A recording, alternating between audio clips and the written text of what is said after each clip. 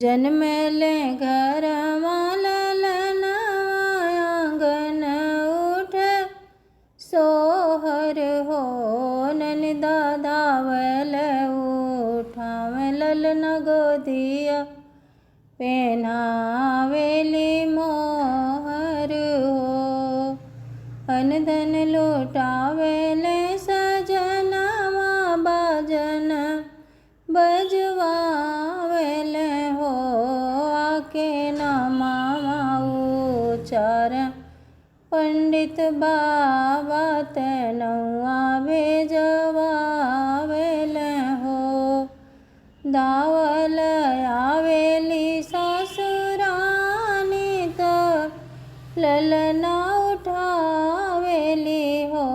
ललना चांद ऐसन बहुवर तोहार त देवता मनावेली हो।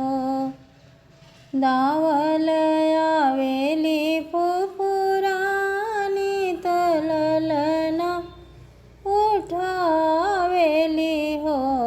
बहुवर जुग जुग जिये ललना मात गरमा